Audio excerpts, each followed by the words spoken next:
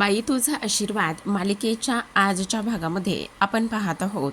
अवनी आणि राज हे दोघेही जण हॉस्पिटलमध्ये असतात. राजा तिला घेऊन आलेला असतो. तर इथे महेश मात्र अवनीला म्हणत असतो, आत्ताच्या आत्ता इथून चालती हो. तुझं हे थोबाडसुद्धा माझ्या बाबांना दाखवू नकोस.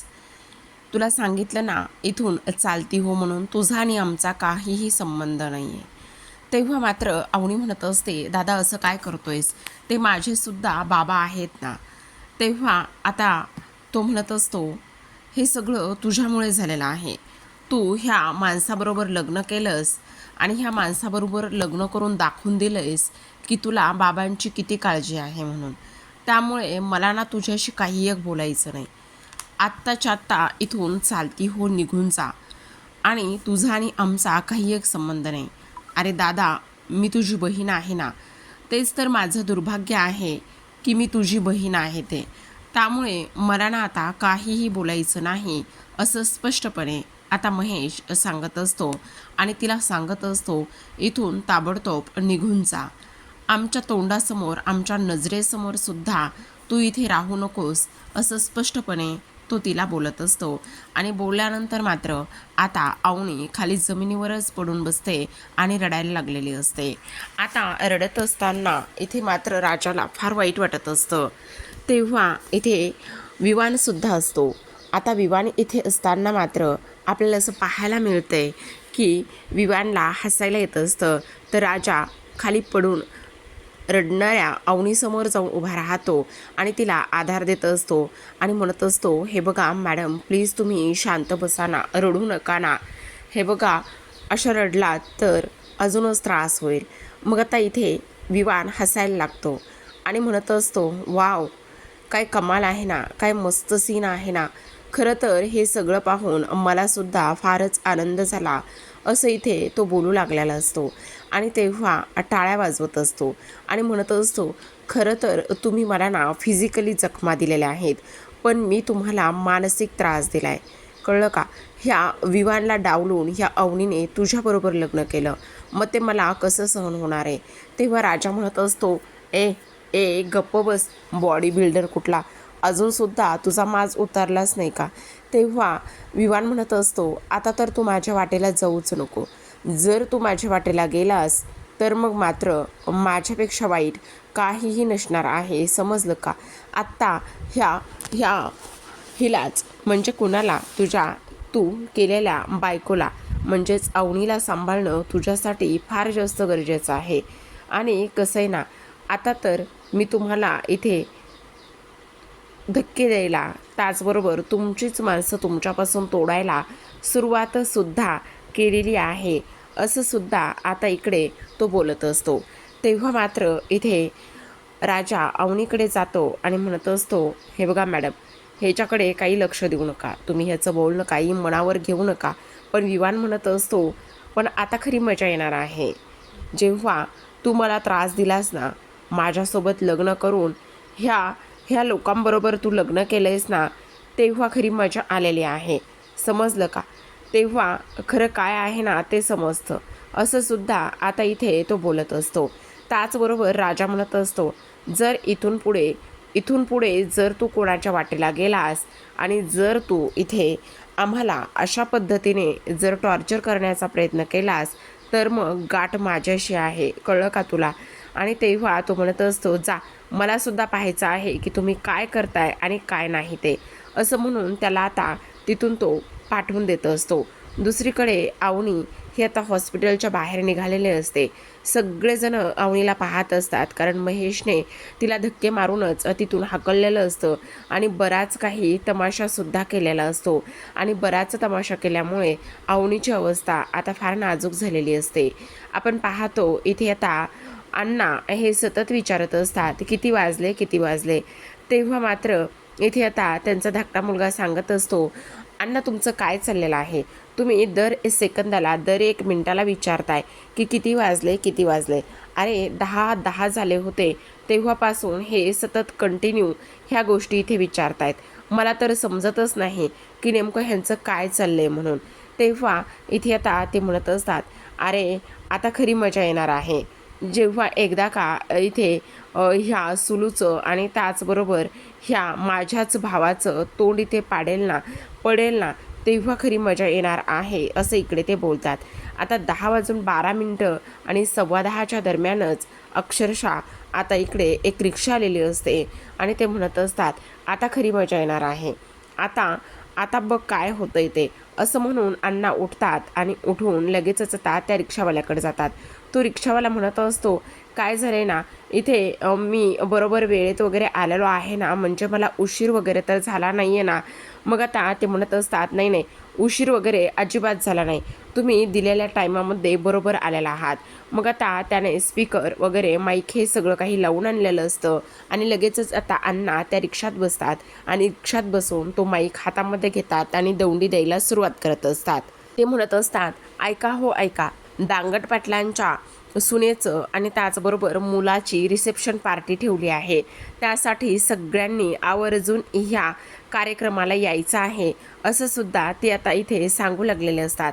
आणि ह्या सगळ्या गोष्टी सांगितल्यानंतर मात्र आता इकडे सगळ्यांना आनंद होतो. अण्णा म्हणजे कधी काय करतील ना, ही गोष्ट कोणालाही समजणार नाही, अशातलाच काहीसा प्रकार इथे दांगट पाटलांच्या घरामध्ये आज सुरू असतं. दुसरीकडे आपण पाहतो आता अवनी म्हणत असते, खरं तर ना हे सगळं माझ्यामुळे होतंय, मी इथे तुझ्याबरोबर पळून आले आणि त्याचबरोबर ह्या सगळ्या गोष्टी झाल्यात आणि उलट ना मी त्या बॉडी बिल्डरसोबत, त्या पहिलवानसोबत लग्न केलं असतं आणि त्याच्याबरोबर कॅनडाला शिफ्ट झाले असते ना, तर मग मात्र इथे सगळं काही व्यवस्थित झालं असतं, मला ना कोणत्याही गोष्टीचा विचार करण्याची काही एक गरज पडली नसती, असं सुद्धा आता इथे ती बोलू लागते. तेव्हा मात्र राजा म्हणत असतो, काय चालले, वेडे आहात का तुम्ही?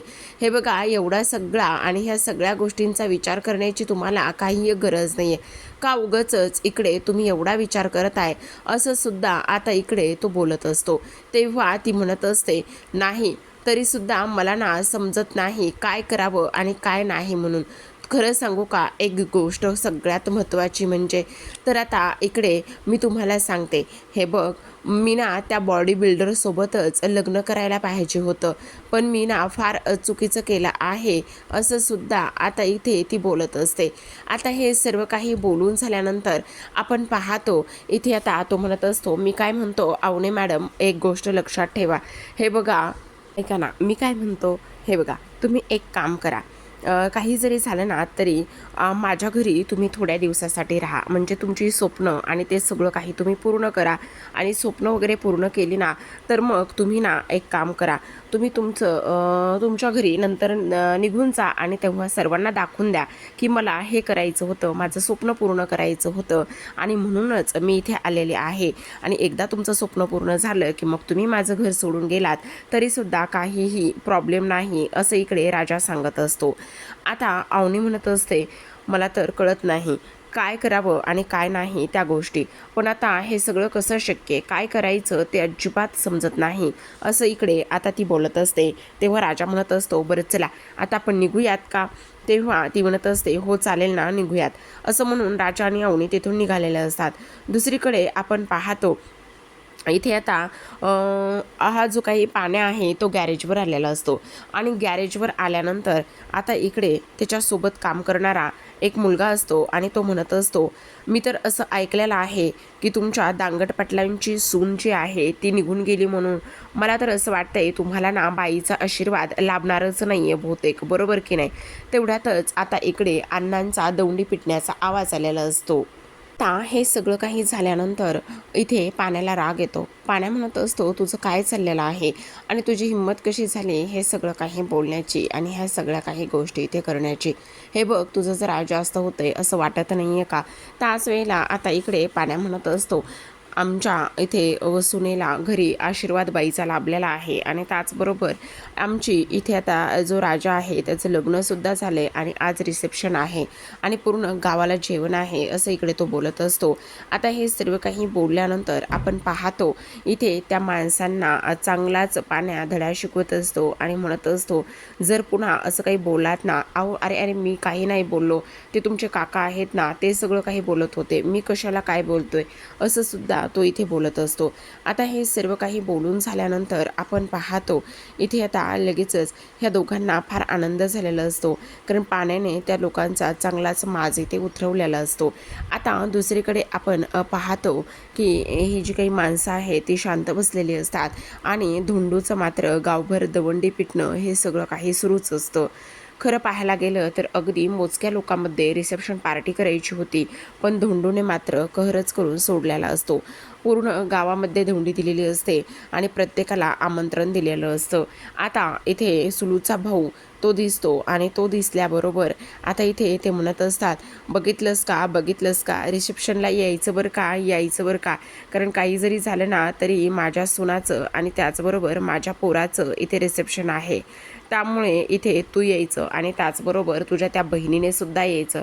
सगळ्यांना असं वाटत होतं की माझी सून पळून गेली म्हणून, तर माझी सून पळून नाही गेली. आज माझ्या सुनेचं आणि माझ्या लेकाचं रिसेप्शन आहे, यायचं, पोटभर जेवायचं आणि माझ्या लेकाला आणि सुनेला आशीर्वाद द्यायचा, असं ते म्हणत असतात. आणि तेव्हा मात्र इथे आता धोंडूच्या भावाला खूपच मोठा धक्का बसतो. ते विचार करत असतात की नेमकं आमचा प्लॅन फ्लॉप कसा झाला, हे कसं शक्य झालं, असा इकडे ते विचार करू लागतात. आणि ह्या सर्व गोष्टींचा विचार केल्यानंतर आता आपण पाहतो की इथे लगेचच तो धावत येतो आणि म्हणत असतो, अगं ये सुलू. तेव्हा सुलू बाहेर येते आणि ते म्हणत असते, काय झालेलं आहे.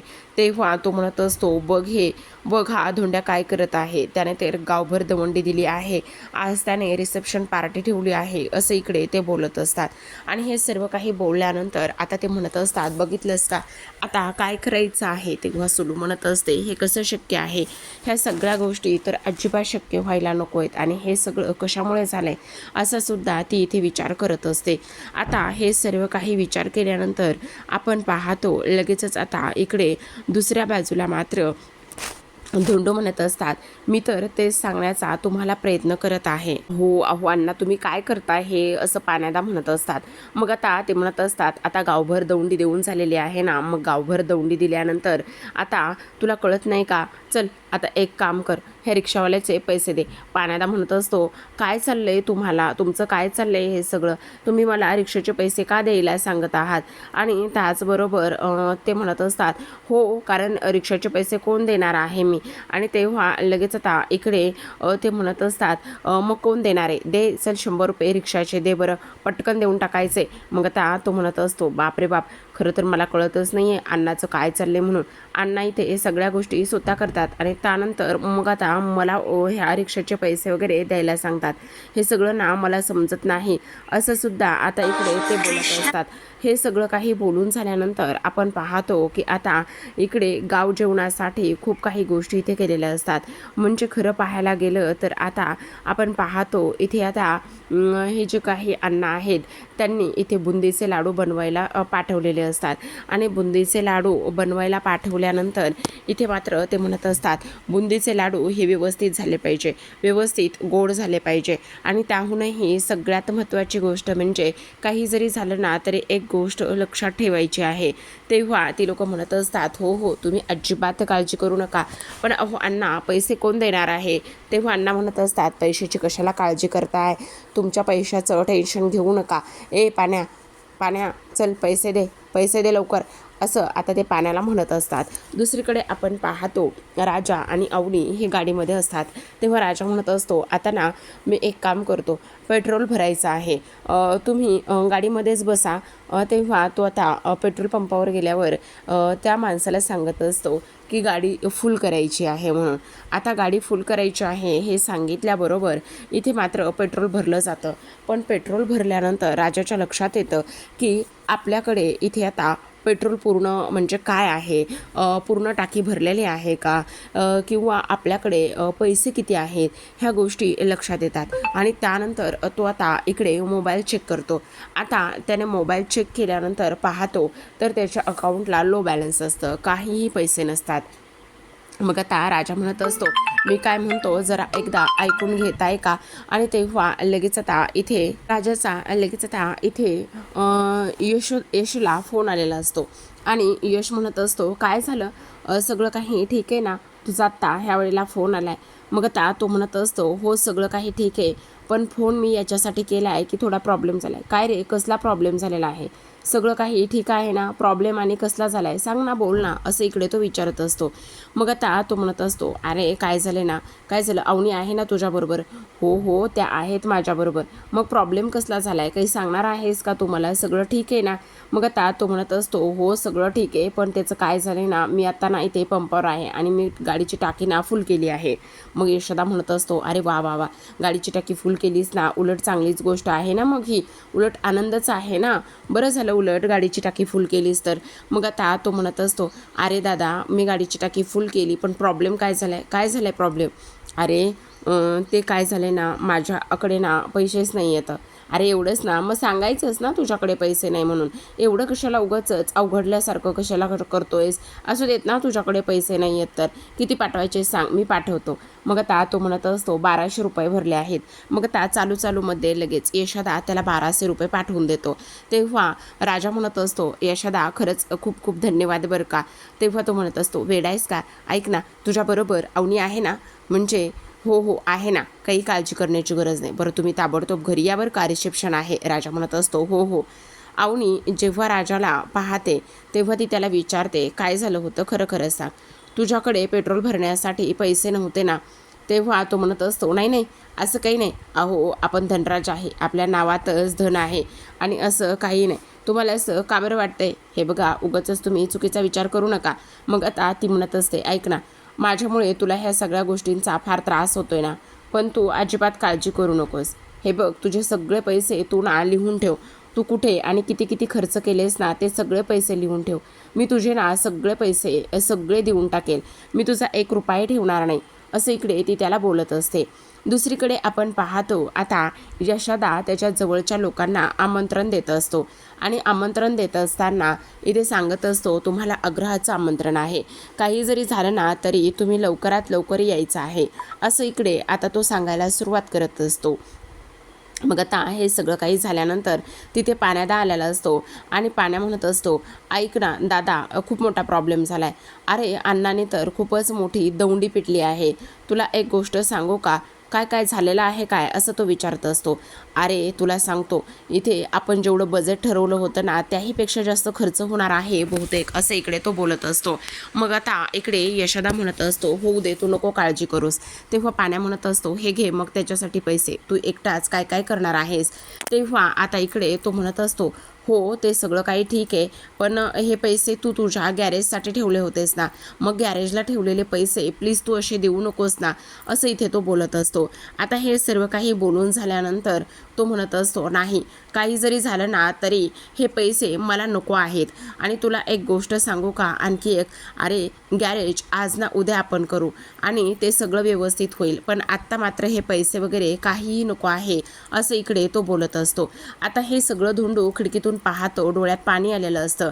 तेवढ्यातच आता ह्या बारक्याचं लक्ष त्याच्याकडे जातं आणि तो म्हणत असतो, अण्णा. अण्णा म्हटल्याबरोबर सगळेजण अण्णाला पाहतात आणि तेव्हा सगळ्यांनाच फार मोठा धक्का बसतो की नेमकं हे सगळं काय चाललेलं आहे. तर आता इकडे दुसऱ्या बाजूला आपण पाहतो, स्वाती आणि त्याचबरोबर इथे अवनीची आई बाबा हे हॉस्पिटलमध्ये असतात. आता इथे चंद्रकांतरावांना थोडंसं बरं वाटू लागलेलं असतं आणि चंद्रकांतराव म्हणत असतात, खरं तर इथे सगळ्यात महत्त्वाची गोष्ट म्हणजे अवनीमुळे फार त्रास झालेला आहे. मग आता इथे अवनीची आई जी आहे ना, ती अवनीची आई इथे आता तिला त्यांना थोडंसं सूप वगैरे पुन्हा भरवू लागलेली असते आणि सूप वगैरे भरवत असताना आपण पाहतो की आता इकडे ही जी काही स्वाती आहे, त्या स्वातीने एक छोटीशी व्हिडिओ क्लिप जॉईन केलेली असते आणि व्हिडिओ क्लिप शूट केल्यानंतर ती व्हिडिओ क्लिप पुन्हा ती आता इकडेच अवनीला पाठवते. अवनीला इथे पाठवल्यानंतर ती पाहिल्याच्या नंतर तिला तिचे बाबा दिसलेले असतात. तिला तिचे बाबा दिसल्यानंतर आपण पाहतो की इथे आता हे सगळं काही काय आहे. आणि त्याचबरोबर इथे अवनी म्हणत असते, खरं तर आज ना मला इथे फार आनंद झाला आहे आणि एवढा आनंद झाला आहे की काही विचारूच नका. स्वातीताई खरंच अगदी मनापासून धन्यवाद बरं का, असं सुद्धा आता इथे ती बोलत असते. आता हे सगळं काही बोलल्यानंतर आपण पाहतो इथे आता लगेचच राजा म्हणत असतो, खरं सांगू का, इथे ना मला आत्ता तुम्ही मला सोडून जाल ही गोष्ट सहनच होत नाही. काही जरी झालं ना तरीसुद्धा मला तुमच्यासोबत राहायचं आहे आणि जेवढा वेळ मला तुमच्यासोबत घालवता येईल, जेवढा वेळ मला तुमच्यासोबत राहता येईल ना, तेवढं मी तुमच्यासोबत राहणार आहे, असं सुद्धा तो इथे बोलत असतो. आता हे सर्व काही बोलल्यानंतर आपण पाहतो आता राजा म्हणत असतो, मला तुम्ही सोडून गेल्यानंतर तुमच्या त्या सगळ्या आठवणी इथे एकत्र कैद करून ठेवता येतील, असं सुद्धा इथे आता तो बोलत असतो. आता हे सर्व काही बोलल्यानंतर आपण पाहतो की लगेचच इकडे आता त्याला आठवलं की हवालदारांचा कॉल येत असतो. मग आता हवालदारांचा पुन्हा कॉल येत असतो आणि अवनी म्हणत असते, कॉल घेतोयस का? पण आता तो म्हणत असतो, नाही असू द्यात, घेईल मी नंतर, असा विचार तो इथे करत असतो. तर आता प्रेक्षकांनो, आजच्या भागामध्ये एवढंच. उद्याचा भाग तर फार कमाल असणार आहे. बाई तुझा आशीर्वाद हा बंगला पूर्णतः सजवून डेकोरेट करून ठेवलेला असतो आणि तो बंगला वगैरे सगळं काही डेकोरेट वगैरे केल्यानंतर, सजवून ठेवल्यानंतर आता इकडे आपण पाहतो की जो काही येशा आहे आणि त्याचबरोबर पाण्या आहे, हे सगळेजण म्हणत असतात की आता एकदा राजा आणि अवनी आले की सगळं व्यवस्थित होईल. आणि तेव्हा पाण्याने इथे आता यशासाठी, राजासाठी कपडे आणि त्याचबरोबर अवनीसाठी सुंदर अशी साडी आणलेली असते. आणि ही साडी वगैरे आणल्यानंतर आपण पाहतो की आता इकडे यशोदाला हे दोघेही जण ते दाखवत असतात. यशोदाला फार आनंद झालेला असतो अवनीची साडी बघून. मग आता यशोदा म्हणत असतो, खरं पाहायला गेलं तर ना, आपल्या बाईच्या ह्या बंगल्याला बाईचा आशीर्वाद लाभला आहे. मग दुसरीकडे आपण पाहतो आता ह्या दोघांनी मस्त जेवण वगैरे केलेलं असतात आणि त्यानंतर ते लोक घरी निघालेले असतात. आता इकडे राजा थोडासा इमोशनल झालेला असतो. अवनी विचारत असते, काय झालेलं आहे, सगळं काही ठीक आहे ना, तू असा इमोशनल का बरं झालेला आहेस? मग आता इकडे लगेचच तो म्हणत असतो, नाही नाही, काहीही झालेलं नाही आहे. म्हणजे खरं पाहायला गेलं म्हणजे बघा ना, येथे आमच्या घराला तुमच्या रूपात बाईचा आशीर्वाद लाभला आहे. आणि तुम्हाला सांगू का, बाईचा पाय आणि त्याचबरोबर आईची माया काय असते ना, ती आम्ही खूप जवळून अनुभवली आहे. आईचा आशीर्वाद, आईचं सगळं काही आम्हाला कधीच लाभलं नाही, असं तो बोलतो.